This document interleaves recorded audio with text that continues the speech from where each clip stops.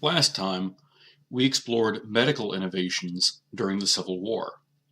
Using a medical analogy, President Lincoln commented that, quote, by general law, life and limb must be protected. Yet often, a limb must be amputated to save a life. But a life is never wisely given to save a limb. Close quote. Despite his clever turn of phrase, Lincoln's policies to save the Union enormously expanded the powers of the federal government at large and the presidency in particular. Many people throughout the North, unable to know the future, feared the emergence of a potential dictatorship. Lincoln knew that these people needed to be assuaged. Meanwhile, the Republicans in Congress pressed for the passage of agenda items that had earlier been stifled by a closely matched pre-war legislature. In the midst of the war, the Confederacy turned to desperate measures to maintain its armies. I'm Dr. Nick Sambaluk. Policy and Political Innovation is the subject for Unit 10 of the Technology, Innovation, and the Civil War course. The spoils model of government had been a U.S. tradition since Andrew Jackson in the 1820s. The war effort in the 1860s expanded the size of government and therefore of patronage positions. But the numbers of office seekers expanded even faster. Simultaneously, war widows and others petitioned for benefits payments, and inventors sought to sell purportedly technological panaceas that would bring quick military victory, according to their promises. The president could not meet everyone as they came walking up to the White House, which was possible back then, to walk literally up to the doorstep. When he tried to meet visitors, they began interrupting and even delaying cabinet meetings. Exactly not what you want to happen as you're trying to coordinate a massive war effort. Lincoln, however, was unwilling to wall himself off from the media or from the public.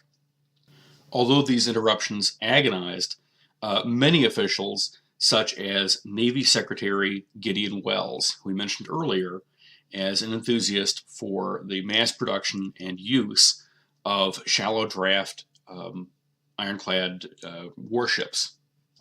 To have walled himself off from the public, Lincoln recognized, would have been political suicide. Lincoln's answer was to start what he referred to as public opinion baths. He would meet visitors regularly from 10 in the morning until 2 in the afternoon on Mondays and Wednesdays and Fridays every week, and from 10 a.m. to noon on Tuesdays and Thursdays.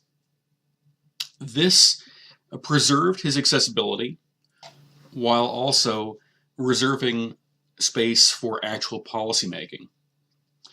Although not exactly a press briefing per se, it served a similar function in the 19th century. By May 1864, the federal government supplemented these with regular official bulletins given to the New York City press, reinforcing the system that we recognize as the government press release.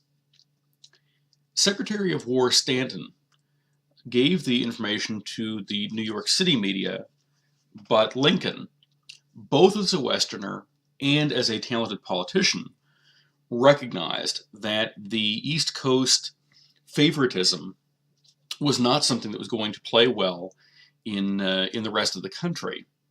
By September of 1864, just a few months later, he had directed that the Union's Western media outlets get the same access to official reports, so that the whole of the Union could learn about important events in the war, essentially simultaneously.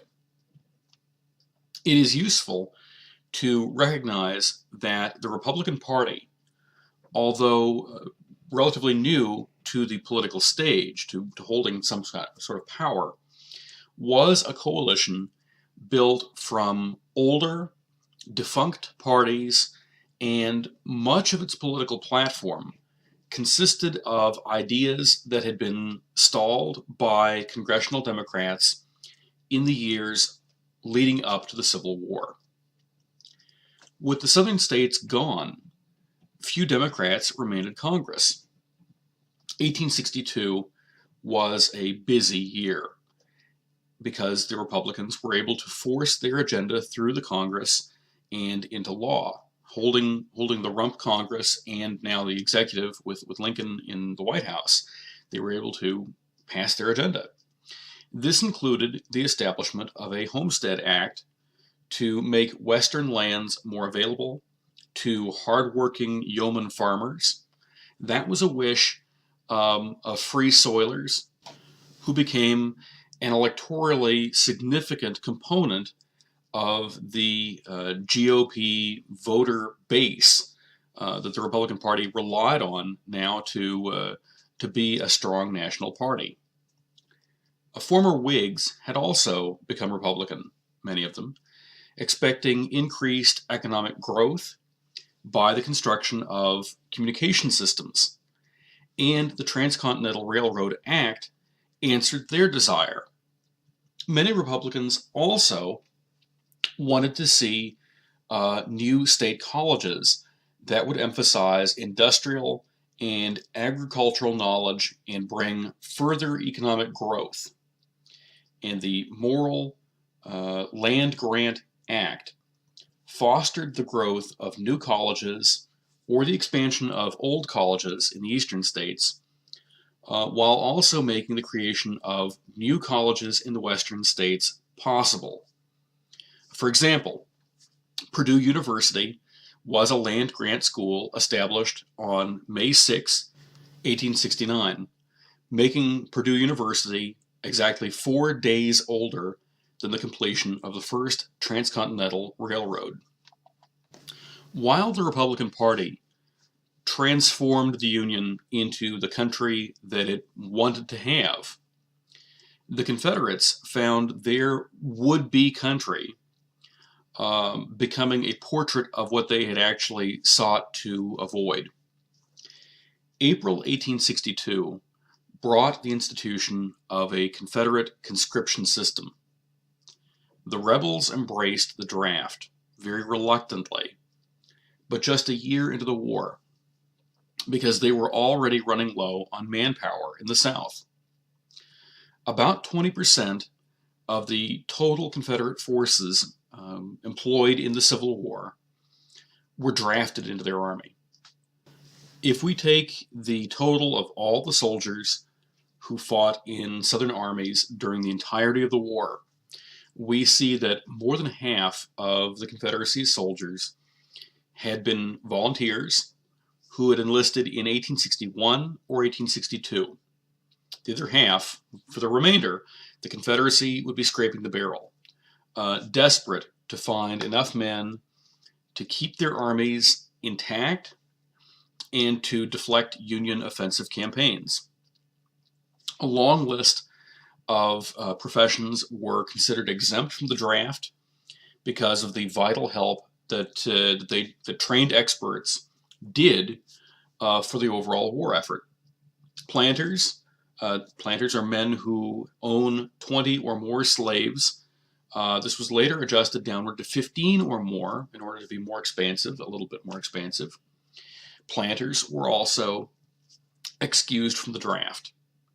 For ardent advocates of states' rights, the establishment of a national draft meant not only that the Confederacy was losing the war, but also that it was sacrificing some of its self-proclaimed ideals in order to delay defeat.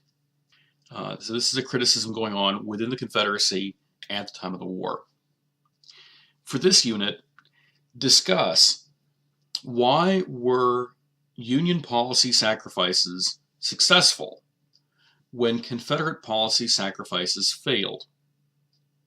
Given the material that you've read so far, When do you think that large numbers of the citizens on each side first began to really recognize that the Union's sacrifices might be successful and temporary, and the Confederacy's sacrifices might be harbingers of doom?